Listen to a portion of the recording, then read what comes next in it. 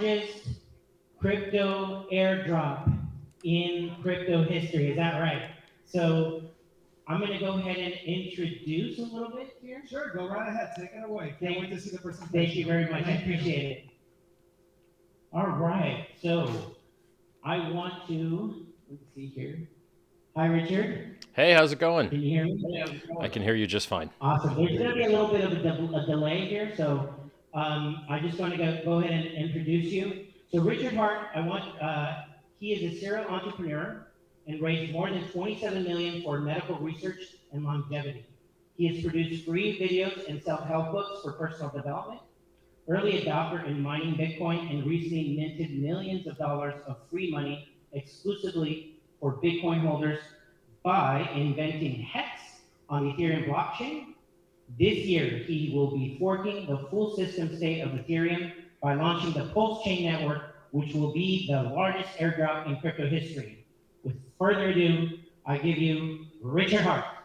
Hey, everybody. Just to give you guys an idea, I like the clapping, that's great. Just to give you guys an idea of the scale of what we're dealing with here.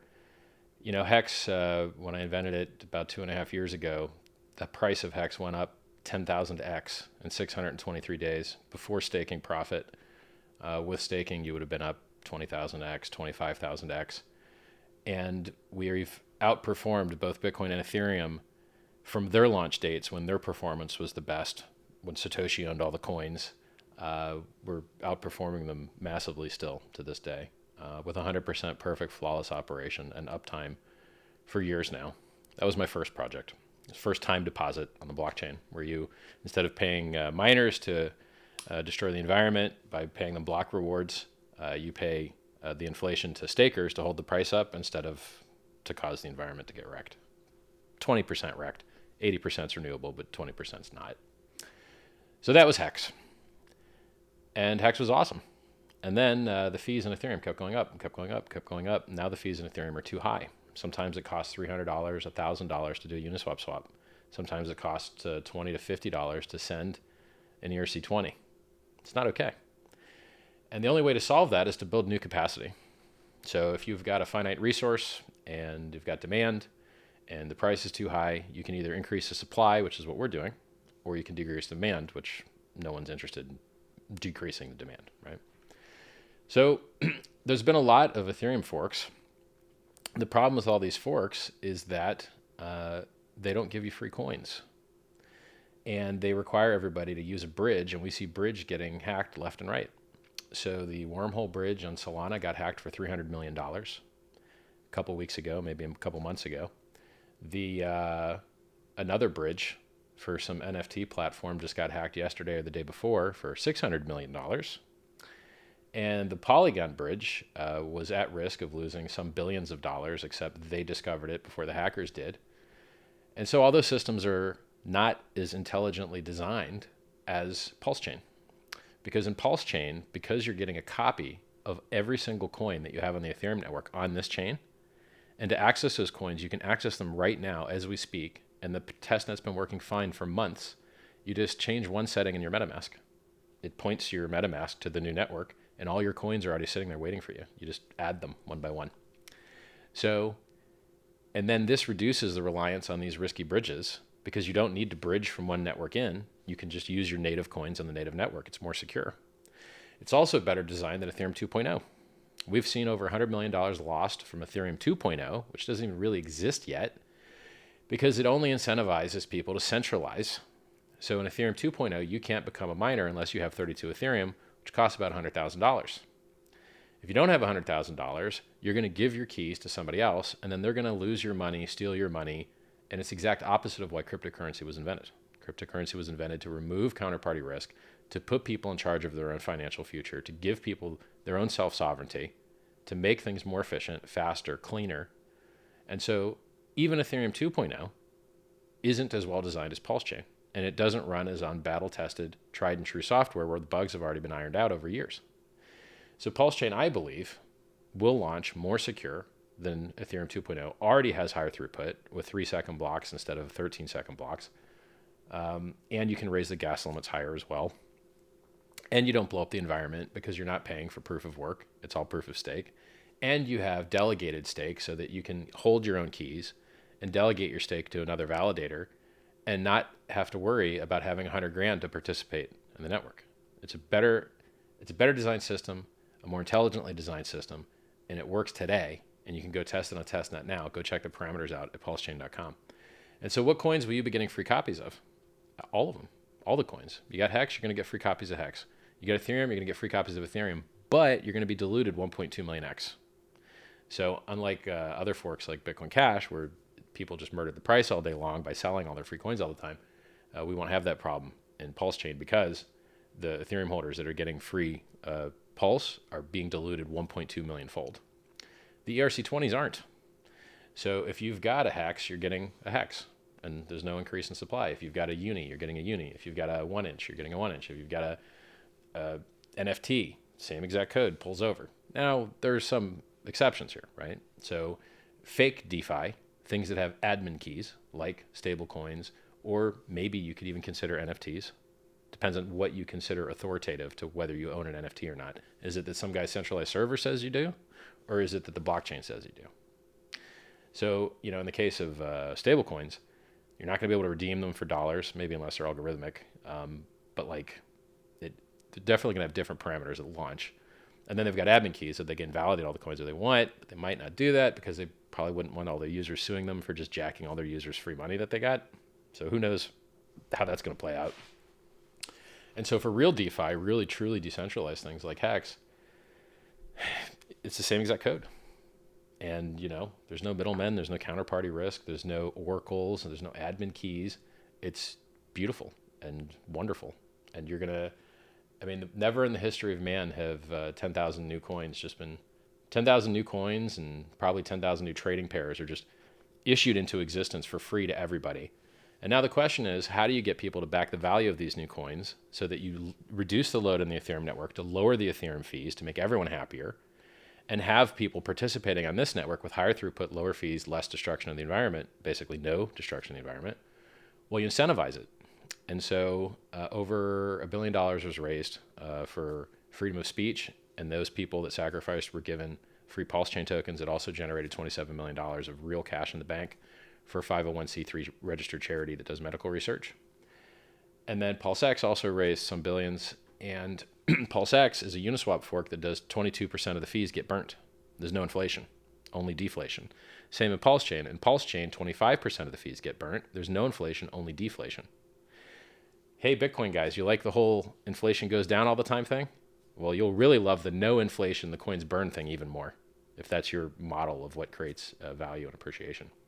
So 22% of the fees get burned in PulseX, deflation only, no inflation. 25% of the fees get burned in PulseChain, no inflation, only deflation. World's largest free airdrop, better designed than Ethereum and Ethereum 2.0, uses primarily Ethereum code.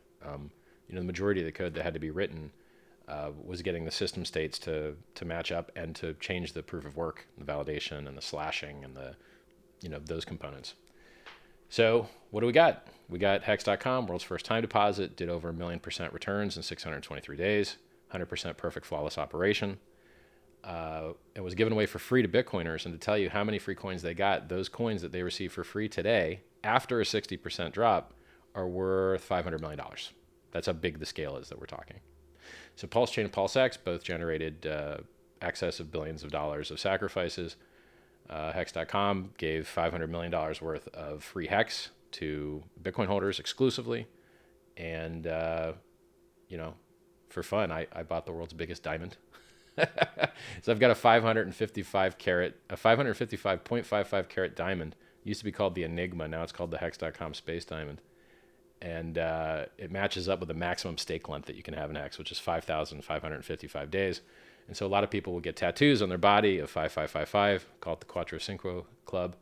And I don't know, I've got like $7 million of watches now and a few Ferraris, a couple Ferraris. One of them's 1,000 horsepower. So just flexing because people care about this stuff. Maybe you like $40,000 Louis Vuitton airplane bags. Whatever you like, we have it here for you guys. You like uptime, you like decentralization, you like faster, cheaper, world's largest airdrop. We got it all. And then if you like free self-help books, I got 200,000 followers on Twitter, twitter.com/RichardHartWin. I called the top Bitcoin top on the day 11 months ago. Who else called the top on the day? Nobody. I called the top on the day, and it's been in profit every single day except one. It's a little tiny day where it made a little Judas candle, got everybody long, a fake breakout, and then went straight down. Dropped 55% after that little fake out candle. What else? Yeah, called tops in the day for free. Free YouTube, youtube.com/RichardHart, you name it. We're just living the dream out here. We're doing everything better, and people are starting to figure it out. They're starting to go like, oh, wow, those guys are really killing it. So if you guys got any questions, feel free to ask. Yeah, absolutely. We got some questions here in the audience. However, I wanted to open up, there's a couple of questions here. As an early Bitcoin adopter and maximalist, and now you have been critical against Bitcoin and Bitcoiners, what changed your perspective about Bitcoin and why? Well, you just measure this stuff. It's very easy. So let's say you want to sell your cryptocurrency on an exchange, and you send the transaction. And then you're waiting and you're waiting and you're waiting. And you're like, all right, well, how long do I have to wait? And then you go to the page that tells you how many confirmations you need on each chain. And the amount of time you have to wait for your Bitcoin to be sellable on the exchange is twice as long as the amount of time you have to wait for your Ethereum. And so simply, do you want to wait twice as long or not? And I personally have had to wait 6 hours for a single Bitcoin confirmation one time. What is this trash? I can't wait 6 hours for my faster electronic transaction to go through, and it wasn't even cheap. It was expensive. It was like $20, I think, to send the transaction. So when you have software that has a very pitiful roadmap, that hasn't made any real improvements in years, that has removed things off the roadmap, like we were supposed to get a block size increase, we didn't even get it, that, it can't fund its own developers. You see developers leaving left and right, has had critical inflation bugs where anyone could have minted as many free Bitcoin as they wanted twice, and they did once in 2010. They had to roll the chain back. And then a Bitcoin Cash developer caught another one a couple years ago and responsibly just closed it instead of using it. That's all garbage. It's slow. It has no roadmap. It has had critical failures. It has a long list of critical vulnerabilities. The code is spaghetti code. It has no audit. It has no modularity. It has no written spec. It takes 9 months to on-ramp a new Bitcoin developer because it is such spaghetti code. If you don't have 9 months of training at Chain Code Labs, you're going to blow up your first commit. It's not going to work right. I just want more out of the life. I want more out of crypto. I want more privacy, more security, more throughput, more price performance. My Rolexes have outperformed. This is $1 million Rolex. This has outperformed Bitcoin. This is a 300,000, 350. It's outperformed Bitcoin. Everything's outperformed Bitcoin. Tesla's outperformed Bitcoin. Meme coins, NFTs, everything's outperformed Bitcoin. So are you in this to get rich? Are you in this to change the world? You want to talk about changing the world? How many VCs own Bitcoin and how many VCs own HEX? Let me list you some guys that own some Bitcoin. Winklevi twins, Draper, Chamath Palihapitiya, probably pronounced his last name wrong. The government of El Salvador, these two hackers that hacked Bitfinex had $2 billion worth of Bitcoin not too long ago. I mean, the Mt. Gox trustee that can only sell it or give it to other people that may sell it, he's sitting on 140,000 coins, which is something like 3 billion. And you just go through the list and you're like, explain to me, you keep adding them all up.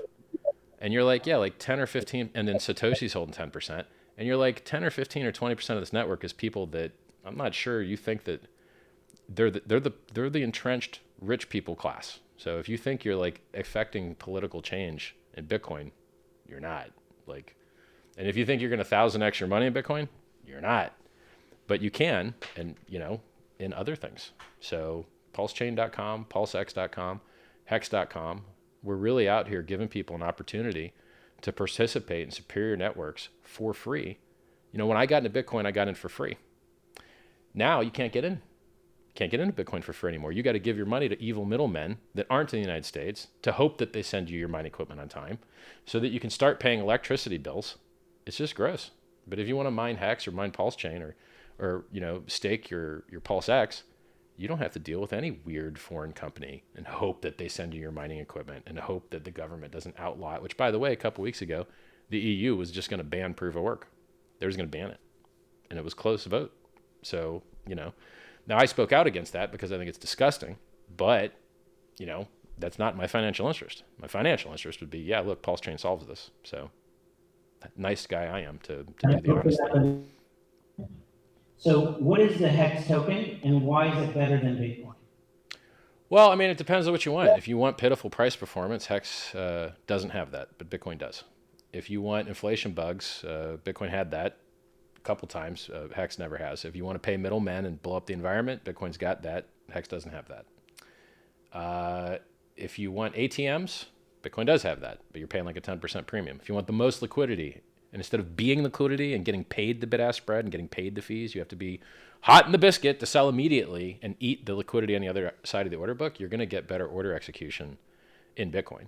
So like if you're a guy that wants to buy $1 billion of crypto, you could buy $1 billion of Bitcoin and barely move the price. But if you were to buy $1 billion of HEX, oh my God, would the price go up? And that's a feature. So like, but if you're buying something and you only want it to slide up 1%, then go buy the thing that has poor price performance, I guess. And then there's other things that are funny, like Bitcoin has the best brand awareness. Yeah, that means the most people already bought it. And guess what people that already bought can only do? Sell. The thing that doesn't already have everybody knowing about it is the thing that people haven't already bought, and therefore they might be able to buy it and move the price up.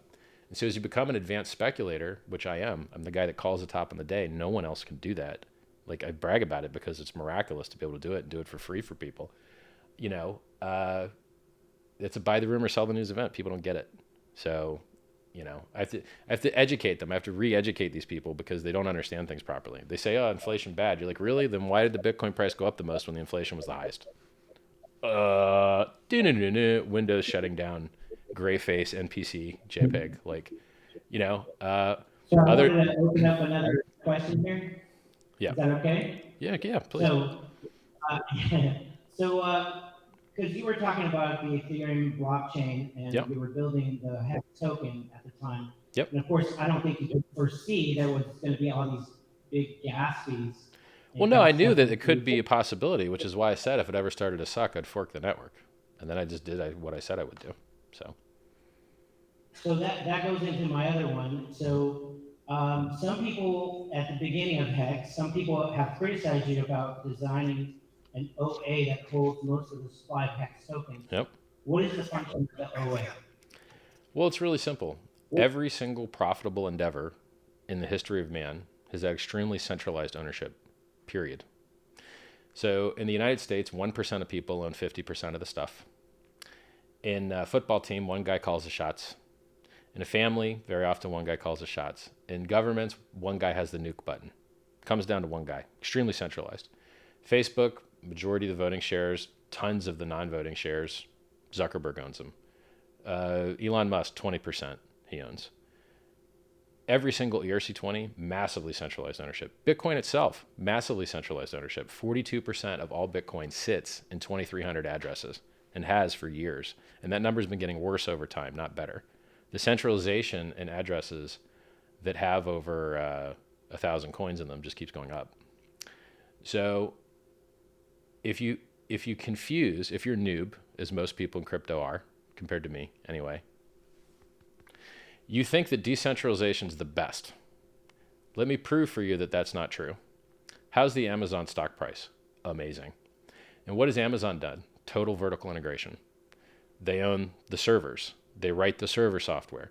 They own the shipping hubs. They have their own product lines. They have their own billing. Total vertical integration for cost efficiency. Now, what's the opposite of vertical integration? Decentralization. And so because blockchains are decentralized, you have the most expensive writes to the database, the lowest throughput. They suck so bad you can't ask them to wake you up in the morning. That's how poor the blockchain is. It can't even wake you up in the morning. You have pitiful amounts of computation. Most people's cell phones can outperform the entire network's computational ability. But we're willing to incur all of that horror and all that suck to have censorship resistance. And so blockchains are only as useful as they are censorship resistant. And so people confuse this because they're noobs. And they think, so censorship resistance and decentralization is useful in the network, and therefore it must be useful in the ownership structure. And you're like, no, actually, go look at the charts. The more centralized things do better on price performance. And what you would consider to be the most decentralized thing, which would be Bitcoin, gets murdered by everything. Like from the COVID dip, Ethereum went up 3 times as high as Bitcoin did. Bitcoin did an 18x and Ethereum did like a 50x. And HEX did like hundreds and thousands of X's. And when you have an S curve of adoption, people think that they're early buying into Bitcoin after the world's richest guy already bought, after a nation state already made it legal and bought, after it's on the world's largest market, the CFTC futures market in Chicago Mercantile Exchange. You're not early in Bitcoin. It's 13 years old, guys. And that's the reason the price chart is falling over, and you've been down for 11 months now. The price is down for 11 and a half months now because you're at the top of an S curve. Now, will the price make new all-time highs? Yes. Will it get outperformed by almost everything else in crypto? Yeah, pretty much. Particularly things that have product market fit. There's a lot of scams out there. If you buy a scam and you hold it for longer, you're still sitting at zero and you lose all your money or get rug pulled. But if you buy a real innovative product that has product market fit, it has a walled garden, it has a vibrant, enthusiastic, you could even say zealotous community, you're very likely to have good price performance. I mean, the best time you could ever buy Bitcoin was Satoshi owned all the coins. The best time you could ever buy Bitcoin was no liquidity and there was only on one exchange. When everything sucked the most was the best time to buy Bitcoin or Facebook or Amazon or basically any of these things. But people get it backwards. They're like, oh, Bitcoin's more popular. Yeah, so now you'll make less gains. Good job. Learn how to speculate, you know? So my next question, what is PulseChain and why are you giving people a free copy of the ERC20 token? Well, for me to save hexagons from high gas fees, because the code is immutable and can't be changed, and it's already extremely gas optimized anyway, it's got bitwise shifts, bit packing, caching built into it. The only thing you could do is give people a new free version on a new superior network. And that's also the way that McDonald's scales. So did they try and build a bigger and bigger and bigger McDonald's? No, they just build more of them. Did they try and build a bigger and bigger and bigger gas station? No, they just build more of them. Horizontal dumb scaling is how most effective things in the world are scaled. Schools, do they try and build a bigger and bigger and bigger school? No, they build more schools. So, you know, it's obviously the right solution. And I'm very happy and very lucky that so many other people missed the idea that you could have the world's largest airdrop, because the overhead is very similar. You know, the overhead of launching a new network and choosing to launch a new network with the existing system state, they're kind of similar. And so why wouldn't you give everyone the largest free airdrop in the world and prevent them from having to use bridges and be able to deload the network, which is overloaded on Ethereum? Like, it's just win, win, win, win, win. Like, it's beautiful. And the fact that, like, also as a liquidity provider, you know, as a liquidity provider, you want a lot of volume but no price movement, because then you don't have impermanent loss. Or I guess if, you know, you could say if both things raise in price, that's okay too. But when one thing raises in price versus the other thing, as a market maker, as a liquidity provider, you sell the thing that went up and you end up losing. But if you imagine bridging in your free, or bridging in your ERC20s to the network and pairing them with the free PRC20 copies, now your impermanent loss, after the market figures out like a reasonable ratio, it's very likely to be less than like crypto versus dollar. It's very likely to be like these kind of things move because they're bonded by the liquidity in their pairs. It's called Hart's Law. If you want to Google it, I invented it. It's why all the prices in crypto go up and down at the same time. It's not because there's some genius like fund making that happen. It's actually a side effect of the liquidity in pairs between two different coins bonding their prices together. So if you can exchange one Bitcoin for one Ethereum and Bitcoin goes up versus the dollar, Ethereum also goes up versus the dollar, because you can just swap your Ethereum for Bitcoin because there's liquidity in the trading pair. And then if one goes down, they both go down, because now where you could have swapped it for something, now you can't swap it for something that was more valuable. So it's pretty, I liked that particular discovery of market analysis enough to stick my name on it. That's how happy I'm about it. So we're going to open up for Q&A right now. If Sure. anybody has any questions, you can come up to the stage and ask Richard Hart. I think you know this guy right here. Hello there. How's it going? How's it going? Richard, my question would be, what are the things which are missing before the actual fork, the actual launch? Oh, well, I mean, the automated market maker price fixer bot that tries to repair all the market caps to make up for the 1.2x dilution of the Ethereum guys, that currently runs against like V2 things and V2 forks. on Uniswap. So for instance, Uniswap itself, version 2, and SushiSwap. It would be nice if it ran against V3. So I'd kind of like to see it run against V3 before mainnet. If it doesn't, fine. Some ARB guys will just make some free money. But if you don't have to give the ARB guys free money, then, or extra free money, then it would be nice to see the AMM price fixer bot repair the V3 prices as well. And the sacrifice balances still aren't where I want them to be. When you have 150,000 sacrifices from 150,000 unique addresses that you want to give free credit, you really want that free credit to be right. And a lot of people are stupid and sacrifice things they shouldn't. And then it's harder to track these illiquid things because now you're trying to, they created, by trying to be nice to people and give them credit for stuff that they shouldn't get credit for, it's kind of making the sacrifice totals 10 times harder, literally.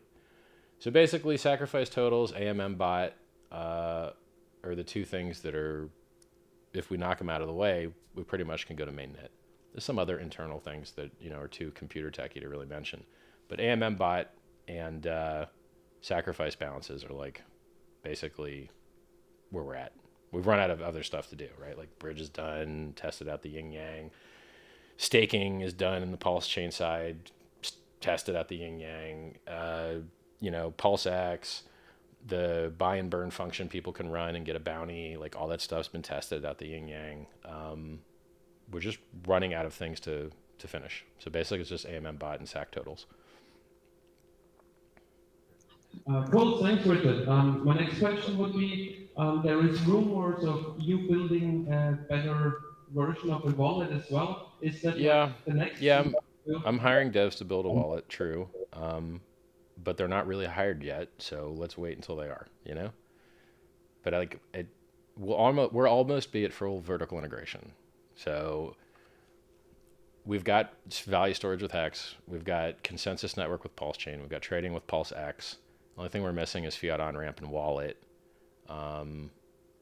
So we almost have the whole stack, pretty much. We're almost there. All right, Richard, and my last question to you would be, for somebody who missed the Pulse sacrifice phase and the PulseX sacrifice phase, what could a new crypto investor do right now? Well, I mean, if you think HEX might have a lot of value because there's so many hexagons that it's likely to be one of the most liquid things, I would assume, on the new chain. Doubling your HEX by getting a free copy of it on the new chain seems cool. I'm not sure what the rates look like, but there's that Easter egg that you still can sacrifice, but the ticker keeps running behind the scenes. I'm not sure what that rate would be. On PulseChain, it's a terrible idea. Definitely don't PulseChain sacrifice. Maybe in PulseX it's not as bad, but I don't know the math. What else? PulseChain, PulseX, HEX.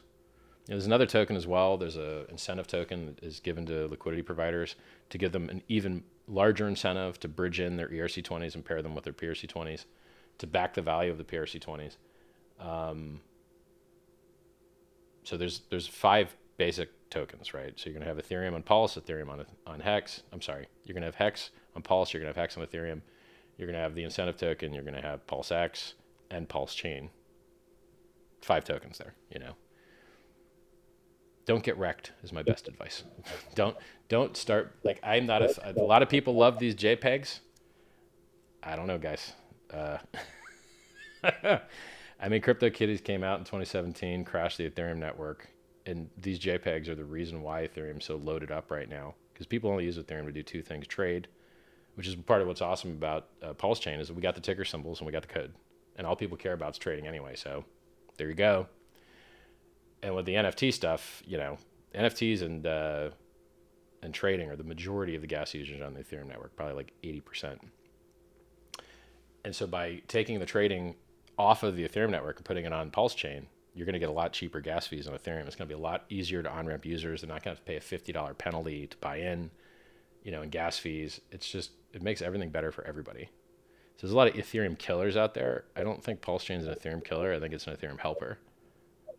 We'll see, Richard, you got another question here? Yeah. Hi, Richard. My name is Agnes Buczynski. I'm a longtime friend of T-Money here. Nice. I am very new to stream dropped right there. I heard I'm very new too, and then the stream got blown out. You're back. Okay, I hear you again. I heard you're very new, and then start over from I'm very new. Okay, so I am very... Dropped again. No.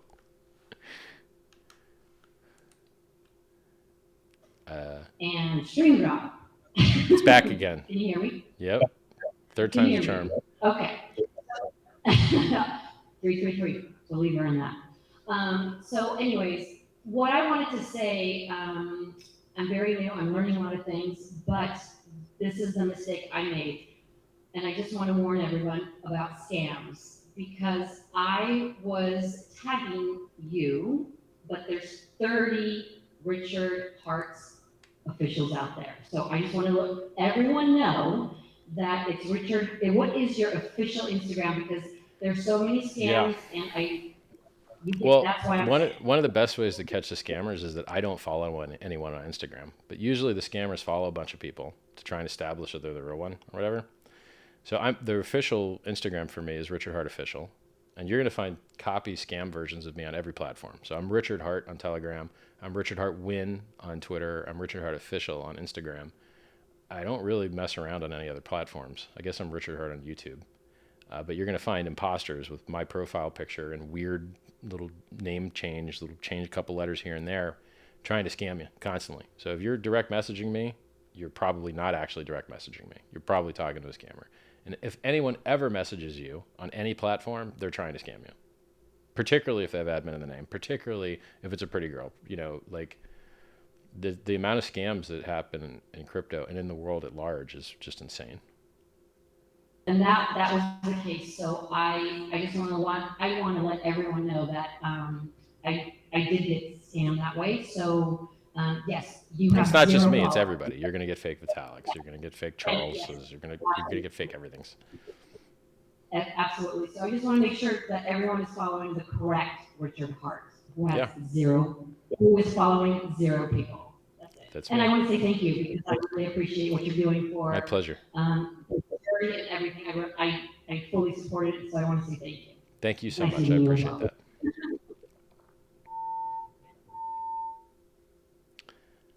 Anybody else? Hey, I'm Coinberg with Kitty Cat Coin. Hey, so we actually had 2 cars in NASCAR at Daytona, and we got nice racing your car and JJ. I wanted to know, are you guys planning to have further races down the road, whether it's in Indy or NASCAR or American Motorsport? So I mean, we just had a TX2K 22 3,500 horsepower Lamborghini Evo win the mile-long races over in Texas, and it ran a 233.5, I think. And he had a different boost setting where he could have run a 245. So he's doing his own thing. You know, it's all decentralized. So, you know, people have passions. They get really wealthy with the products that I build, and then they have passions and they want to do their passions. So there's guys that like car racing, so they do car racing stuff. Now, me personally, I like direct response ads where people can actually click the ads, you know? I see a lot of these mass media ads, and then I watch it, how many like clicks go on the site, and there's no extra clicks, and you're like, hey, it's like it never happened. So, you know, for general brand hope that someone pulls their phone out and types it, I don't like those ads personally. But they look cool. If you do it once, you get a cool JPEG for the site. That's nice. But if you keep doing them, I don't think they work at all. I think any kind of direct marketing would be superior, in my opinion.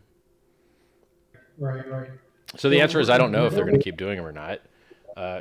I personally wouldn't do them, but these guys are just passionate about it, and they like to do stuff they're passionate about. Right. So we're building out like an esports platform, and we're going to have like multiple leagues, you know, different racing simulator games. So are you guys planning on doing esports? I mean, I used to be addicted to games for over a decade. I've got like 25,000 hours in some games. And I don't really see what the blockchain brings to esports, because the only thing blockchains are useful for is censorship resistance. And the primary place you use censorship resistance is in communication and in like currencies. And then the question is like, none of these systems really has enough throughput to be able to put any popular games currency on them at all anyway.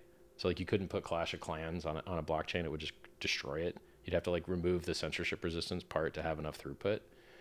And so for me, like a lot of these like meme narrative pitches, they're just kind of like duct taping a token onto something where the blockchain doesn't really fit usually, in my opinion. So, you know, the hard, like for instance, video games, the hard part of building a video game is the building of the video game. It's not the, oh, people want to be able to sell their hats off TFT2, Team Fortress 2, or, oh, they want to be able to sell their guns off CSGO.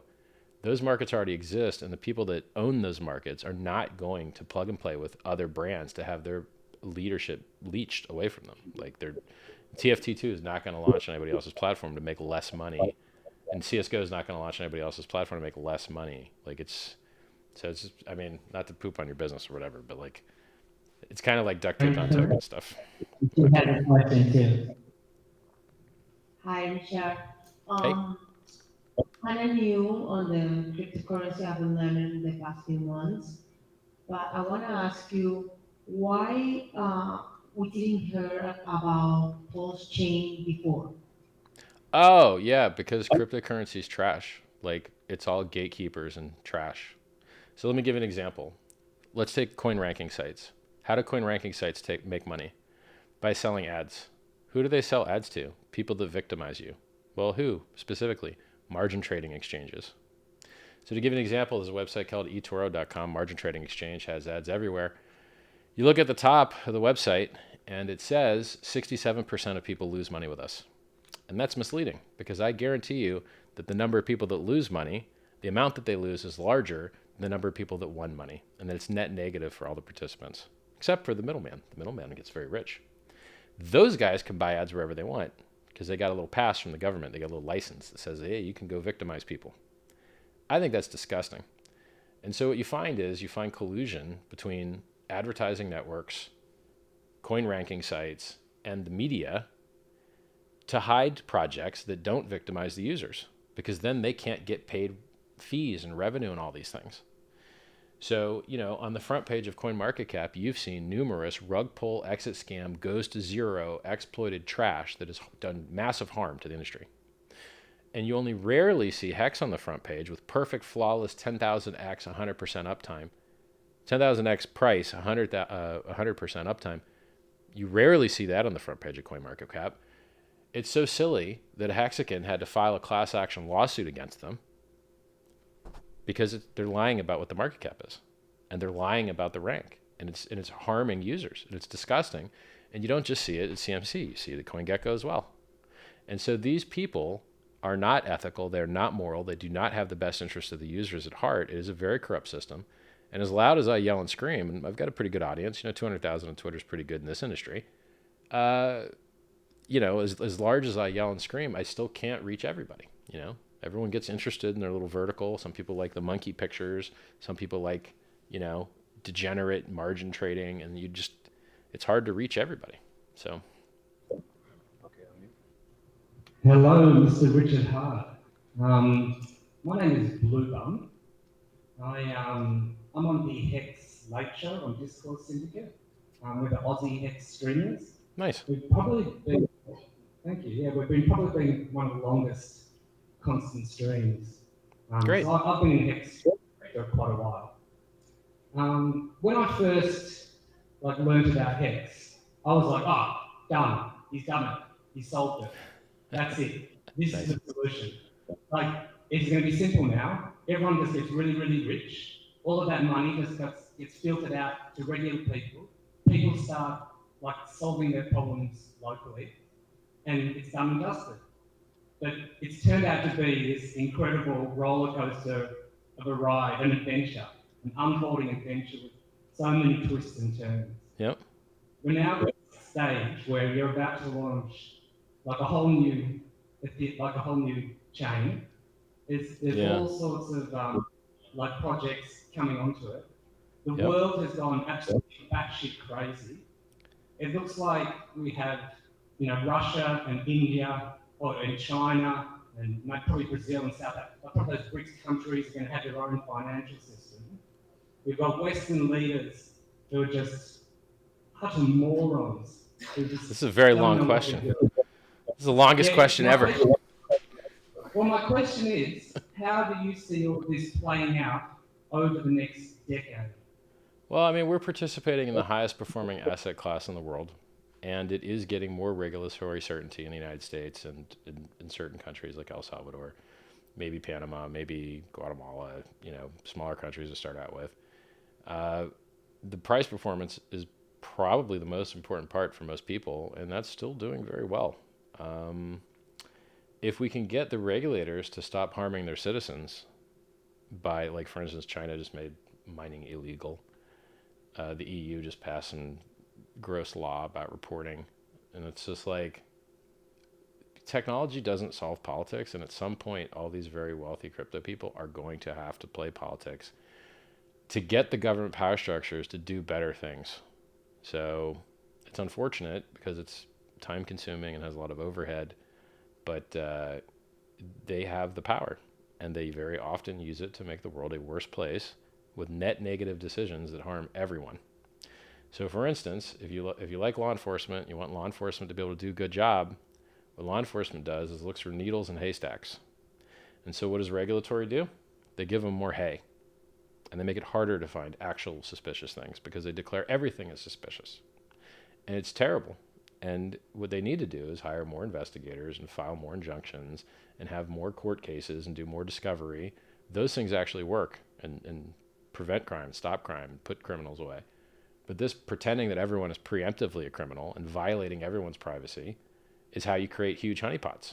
So, you know, the Department of Defense lost a huge amount of data to a hack. Equifax lost a huge amount of data to a hack. You're going to see all of these giant centralized pools of data get hacked and abused over and over and over again.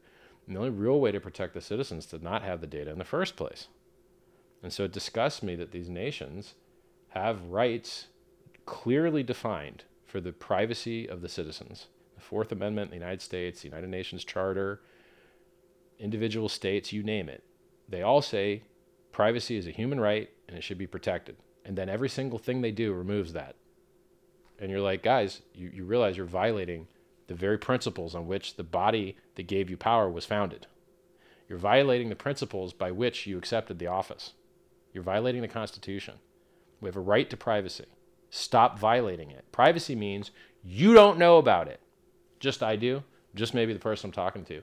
You, government, you don't get to know about it. But the government just doesn't understand that. They think everything's better when they have more power. And then they don't look at how that works out. You know, how that works out is, you know, what type of government has the most power? A totalitarian government. And how does that work out? We've seen a lot of sanctions recently. Maybe it works out like that, you know? These people need to be helped to stop hurting themselves. And politics is kind of unavoidable, unfortunately. Yeah, I mean, I personally see us building around them. And as the economic energy moves into real people's hands, then that's how we build around them rather than sort of taking over those structures. But I've just got a couple of other questions. One is, I tried to tee up an interview with you in Nomad Capitalist. Yeah. You guys were talking and all that kind of stuff. They Sounds tweeted good. out what questions should ask Richard Hart. Did it ever happen, or? I can't remember. I'd have to Google the guy's face. Let me look. Yeah, I talked to this guy. Yeah, that did happen. I talked to this guy, yeah. As you can tell, I don't watch his content, so I didn't remember who it was. But I have talked to that guy with that face that I just Googled. Okay, so he's just not released it yet. And one final question. I'm early on, got very, very excited about Hedron. I was wondering, at the conference, I think you said you hadn't looked into the well, claiming and minting looks fine. I didn't personally review the other functions, but like, I'm very, very weary and avoid promoting other ticker symbols than the ones that I invented. So, you know, people have minted it, people have claimed it, people have sold it. I haven't heard about anyone having any problems, but it's not my product. You know what I mean? And so if someone else builds a product, price goes up, cool. Price goes down, cool. I don't want it to bother my life. You know what I mean? So check it out. I mean, it's free. If you're a Hexagon and you've got stakes, it's free. I don't. Yeah. Free stuff's usually cool. Okay, there's a lot. Thanks to you. Thanks for your answers. My pleasure, man. We got another question here. Thank you very much, Tony. Richard, how are you? Doing good. Number one, thank you very much for creating HEX. Like many of us here, it's actually changed our lives, you know, Nice. and for the better. And I think that it's something that I've promoted here in Miami. Mine is HEX_Miami on Instagram. Nice. And I just want to give that financial freedom, just like we've been talking about. I know we're almost neighbors, so Saving lives, man. you know, Putting people in charge of their futures. yeah, so absolutely, thank you very much for creating it, and obviously I've been following your other programs and coins. Just a question was, I noticed this past week, I've seen a couple of spikes on HEX. Have you noticed them? I've seen them almost like up to like $1 or so, or maybe $5. Oh, the spikes, yeah. Like basically most of the charts. I think a lot of those spikes are people that are not setting their slippage limits properly in Uniswap. So if you use 1inch or Uniswap or Matcha.xyz, there's a slippage limit that you can set. And if you don't set it, then someone can sandwich you, buy right before you, let your order execute at a way higher price than it needed to, and then sell right after you, and they just make free money. And so these spikes that you see are usually people getting sandwich attacked because they haven't set their slippage limit properly. But you might have seen, like, I think maybe that spike up to 20 cents might not have been a sandwich bot. Like, you have to dig in and look at each transaction, right? But like this is just all normal for HEX, right? On the road to 1,000,000% returns in 2 years, I think the price dropped like 60%, like 5, 6, 7 times, something like that. Like, it's just volatility is the price you pay for the world's best performing asset. So it's in the game, you know? And by the way, if you use limit orders, none of this affects you. You just get to be the liquidity. You get executed at the price you want, and there's no slippage. So. Okay, so that would be using Uniswap, right? Well, I mean, you could emulate limit orders by adding single-sided liquidity and then removing it after you get filled, but you have to manually watch it and remove it after you're filled, or it will unfill, and you'll make the fee twice, both directions. But if you use a different limit order, like on 1inch or Matcha.xyz, then it just fills and that's it. But you better be careful when you enter that number. If you enter the wrong number, you'll be very unhappy. Because I've heard stories of people that like entered the wrong number and it just filled them at a very bad price. So be careful what number you enter if you're going to use those systems. The limit order ones. How do you see the performance? I personally feel that PulseChain and PulseX is going to even outperform what HEX has done. The chat room has. The chat room's outperformed HEX's chat room by 2 to 1 probably. Number of users and the amount of time. And it's an easier sales pitch. People understand faster, cheaper, largest free airdrop Ethereum doesn't blow up the environment. They get that very easy. HEX is too out of this world for them. it's too complicated for them. They don't get it. They don't understand it's a proof of work change to proof of weight instead of proof of work. It uses proof of weight for issuing inflation. It uses proof of work for logging the inflation. They don't get that. It's too hard for them to understand. So Pulse is just an easier pitch. Perfect. Coin burning and no inflation is an easier pitch than very low inflation. Performing, I guess, in the next year within PulseChain coming out. Do you see the trading of PulseChain, or kind of following all three, PulseX, PulseChain, and HEX, basically going on the upward trend at the same time? I have no idea which one's going to outperform the other, and I don't think anyone could know. Good luck. I mean, they're all really well designed, and they're all known effective, known successful tactics. We know airdrops work. We know Ethereum works. We know EVM works. We know coin burning works. We know automated market making works. Like, these are all extremely effective systems. So good luck pitching which one's going to outrun the other. It's hard because I don't know.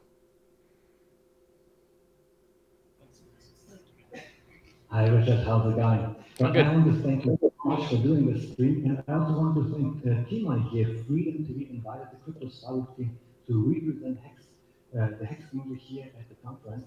Nice. But now I want to go to my question, Richard.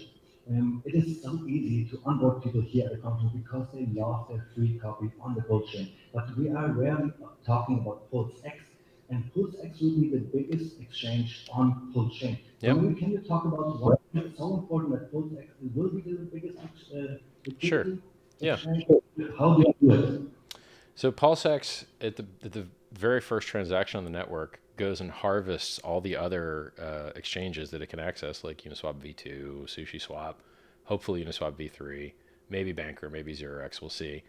And it basically buys up all the artificially cheap PRC20s, buys their prices up by minting in between 2 and 5% of the total supply in order to do it. Probably closer to 2 1/4 is my guess. This is a guess. And then it puts those into the PulseX exchange so that it is the most liquid exchange. Then you don't have to worry as much about ARB bots because there's not as much price difference because all the economic energy is closer in a single trading thing. And then it also has 22% of the fees getting burnt. And it has a lower fee than Uniswap. It's 0.29% instead of 0.30. What else? And it gives you an extra incentive token to be a yield, a liquidity provider earning yield and earning this extra token as well. And so it's more efficient from a market perspective because it centralizes liquidity. It also protects the value of the PulseChain brand because, let's say you don't like me, you don't like PulseChain, you don't like something, and you want to remove your coins and remove your liquidity. I got bad news for you. It's already been removed. You can't. So you can't stop the game from being played. So you take a system like Chainlink, right? They run oracles or whatever. Whether the Chainlink guys want to actually use PulseChain or not, or issue oracles on it or not, don't really care that much, to tell you the truth, because we got the ticker, we got the logo, and the prices are going to be bonded by the liquidity. And so if you, as a person that wants to trade, you could trade the link ticker on Ethereum and pay $50 to buy and $50 to sell because of gas fees. And the price is probably less volatile because it's probably a more liquid market. Or you could trade on a less liquid market that has more profit potential because there is more volatility and you've got not $50 in, not $50 out. It's just a very compelling use case. It's super compelling. So it adds longevity to the ecosystem. It creates capital efficiency. And, I think the value of all the PulseChain in the beginning, before you get direct listings, is going to be in people bridging stable coin value and ERC20 value in and pairing it with its PRC20 copies. And so in the beginning, I think the majority of value is going to accrue through bridges. So, and then having PulseX be able to reward people in addition, not only just the fees of pairing their free PRC20s with their ERC20s, which by the way, when have you got the other side of the pair for free? I don't think I've ever seen that before in my life, where as a liquidity provider, you get to play with the other side for free. And there's probably less volatility because they're so similar to each other. So it's like, I think it's awesome. Like it's one of the killer features. So being able to on-ramp users with a single button click in MetaMask, awesome. And being able to back the value of the PRC20s with bridging ERC20s in a yield farming program is just awesome. Like they really well-designed systems. Richard, I have a follow-up question from the HEX community directly, because you have seen the sacrifice rate for PulseX was so great, so many people sacrificed. For Pulse, a little bit less. So this brings us to the following problem. A lot of people sacrifice for PulseX, but they do not have PulseChain yet. So the question from the HEX community will be, Richard, what is your opinion? What would be a good ratio to hold on PulseChain and PulseCoin? Well, I mean, I really don't know, but I'll try and throw guesses at you.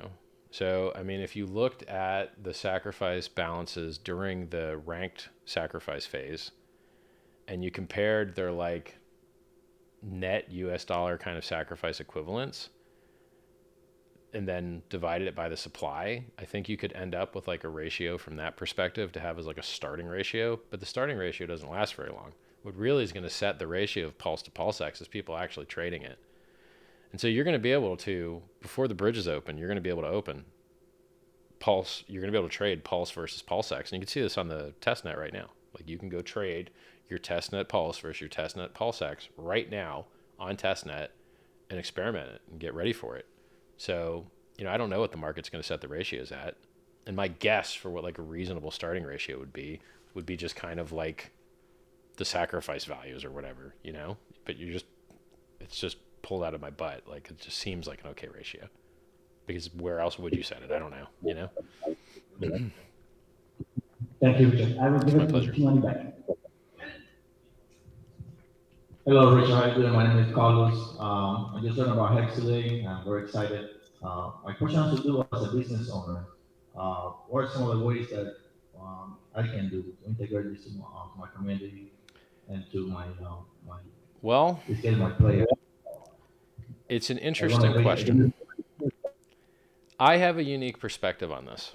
I love that it's hard to spend HEX.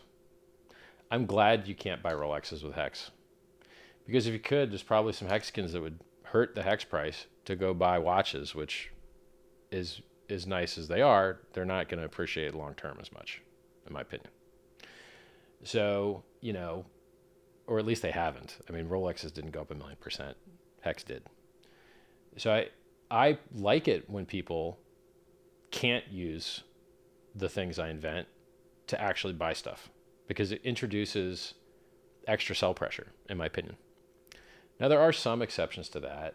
If you had something that generated excess purchasing pressure and holding pressure because it was accepted, then that would be an exception. But I think a great example of showing you how powerful not being able to actually use the stuff as cash. You can't use Bitcoin many places. Price went up 690 million%. Seemed to have worked out okay. So, another thing is the velocity of money is indirectly proportional to the value of the money. And so if you can accept it more places, it increases the velocity. And if the economic math, which is considered to be true, is true, then it reduces value. So if whatever you're doing causes the people to buy and hold, that's extremely valuable.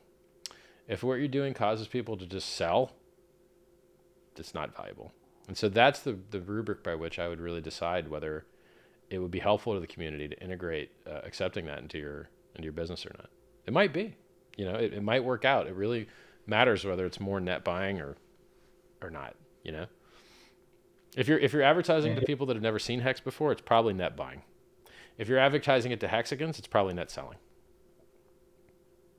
In terms of educating, I run a youth baseball league, and a lot of my players, they're starting to know about and learn about crypto, Nice. and talking about it. Mm-hmm. In terms of educating them and making it accessible, what are some of the ways that I can do to, I mean, to tell you the truth, bring it's it like, what is crypto? It's a big Excel spreadsheet that lives on the internet and inflates about 2% a year to keep it honest. In my new PulseChain system, it doesn't inflate at all. And then if you buy it and the price goes up, you get rich. If you buy it and the price goes down, you lose money. And then what else is there? Don't give away your seed words to anybody. Okay? And then that's really it. You could pretend that you're learning a lot, or you could actually even learn a lot, and then in reality, what did you really achieve, right? You still can't write your own code, you're still using the same wallet, you're still buying and selling on the same exchange. You really didn't, the parameters which affect your profit as a speculator, they don't really change with how much you know about the network, or how much you know about blockchains and latency, and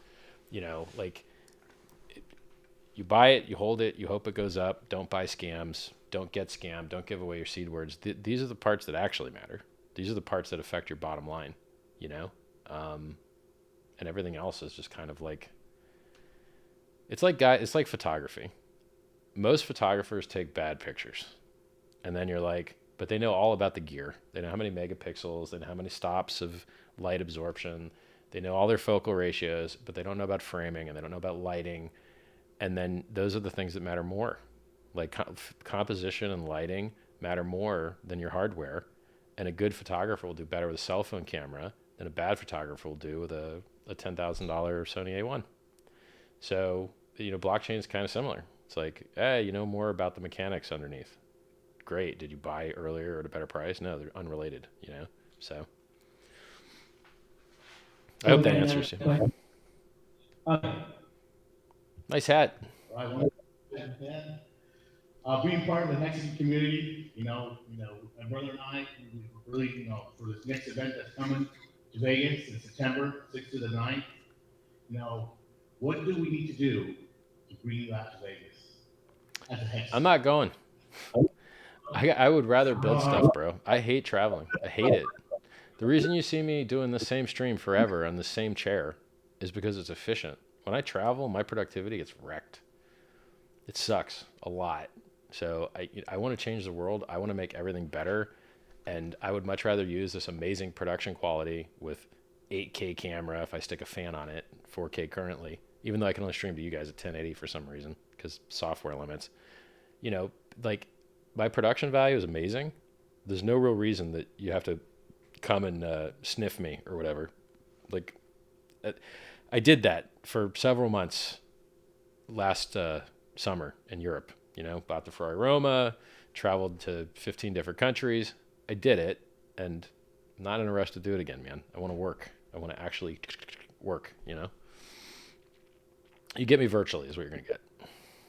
So one more thing, being a Hex again, I like to tip my hat. Nice hat, bro. For you, for the top hat. So all Hex skins, I would love if you guys start wearing the top hat for Richard Hartmore. Okay? Especially in PulseCon. Yeah, So, Miami's a great we spot for a have- top hat, I bet. Sweating to death. So we got one last question here. All right. We're gonna bring. Richard, I'm a really good shitter, and right now I have the R8, the HEX R8. Nice. I cannot use too much because we have the next tour in a couple of months. So what we want to do with Sweden TV together is we want to auction out the R8 to the HEX community. Do it. Would you support it? Make a shout out to the HEX community. I would tweet it. If you want to sell your R8, I will tweet it for sure. Yeah.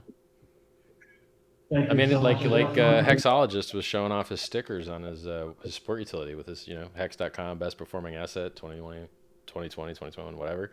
And I tweeted that. Like, if Hexicans do cool stuff, I like to tweet about it usually. I like your HEX-wrapped R8. I think it looks cool. Thanks. When you tweeted out the HEX workshops, it brought so much attention. So I hope we can do the same thing for you. I hope you're able to 10x and 100x your attendees, because there's a lot of people attending crappier crap that they lose money on instead of make money. I hope you guys do well. On the 1 million Pulse tour next year, talking about PulseChain, we will have so many people because now we know what we are doing. We know exactly how everything works. Good stuff.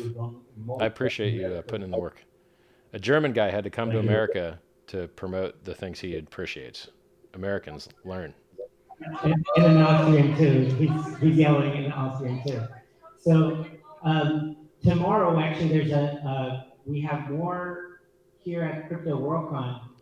Can I invite you back tomorrow night to if you want, the same sure. thing? It's a whole new big group.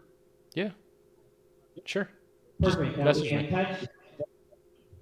Absolutely. Thank you very much, Richard. My pleasure, guys. Let's give him a Thanks so round much of for having applause. me. See you guys. We're so excited about Pulse and your next product. Thank you very much for coming. See you later.